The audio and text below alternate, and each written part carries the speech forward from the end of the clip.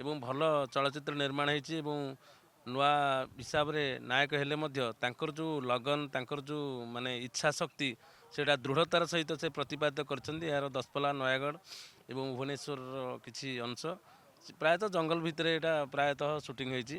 ଆଉ ଶୁଭମ ବାବୁ ଆମର ଯେ ମୁଖ୍ୟ ନାୟକ ଏ କାହାଣୀର ହିରୋ ଯିଏକି ତାଙ୍କର କାହାଣୀ ସେ ନିଜେ ବି ସ୍କ୍ରିନ୍ ପ୍ଲେ କରିଛନ୍ତି। ଏଇଟାକୁ ଅତି ସୁନ୍ଦର ଭାବରେ ଚଳଚ୍ଚିତ୍ରଟାକୁ ନିର୍ମାଣ କରିବା ପାଇଁ ସେ ବହୁତ ପ୍ରଚେଷ୍ଟା କରିଛନ୍ତି। ଏହା ମଧ୍ୟ ରିଲିଜ୍ ହେଲେ ବହୁତ ଭଲ ଲାଗିବ। ଲୋକମାନଙ୍କୁ ମୁଁ ଅନୁରୋଧ କରିବି ଦର୍ଶକମାନେ ଏହି ଚଳଚ୍ଚିତ୍ରଟି ନିଶ୍ଚିତ ଭାବରେ ଦେଖିବେ। ଆଜ୍ଞା ସମସ୍ତେ ଭାବୁଥିବେ ଗୋଟେ କାଲ୍ପନିକ ହିରୋ ଶୁଭମ ବାବୁକୁ ଯେଉଁମାନେ ଭାବୁଥିବେ ଗୋଟେ କାଲ୍ପନିକ ହିରୋ କିନ୍ତୁ ବାସ୍ତବତାରେ କାଲ୍ପନିକ ହିରୋ ବାସ୍ତବ ହିରୋ ବି ବନିପାରେ। ଆଜି ତାର ଜ୍ୱଳନ୍ତ ଉଦାହରଣ କ'ଣ କହିବେ? ନିଶ୍ଚିତ ଭାବରେ ସିଏ ନିଜର ପ୍ରଚେଷ୍ଟାରେ ସିନେମାଟି ନିର୍ମାଣ କରୁଛନ୍ତି। ଯାହା ଭିତରର ବାର୍ତ୍ତା ଦେବାକୁ ଚାହୁଁଛନ୍ତି ସେହି ବାର୍ତ୍ତାଟିକୁ ପ୍ରେଜେଣ୍ଟ କରୁଛନ୍ତି। ନିଜେ ସଫାସୁତୁରା ରଖିବା ଏବଂ କୁଆଖିଆ ଆଜି ଯେଉଁ ନଦୀ ପୀଠରେ ସେ ସଫାସୁତୁରା ରଖିବା ପାଇଁ ସମସ୍ତଙ୍କୁ ସଚେତନତା ବାର୍ତ୍ତା ଦେଇଛନ୍ତି। ଯାହା ସିନେମାରେ ସେ ଅଭିନୟ କରିଛନ୍ତି ବାସ୍ତବରେ ସେ ମଧ୍ୟ ସେହା କରିବାକୁ ଚେଷ୍ଟା କରିଛନ୍ତି। ତାଙ୍କୁ ବହୁତ ବହୁତ ଧନ୍ୟବାଦ।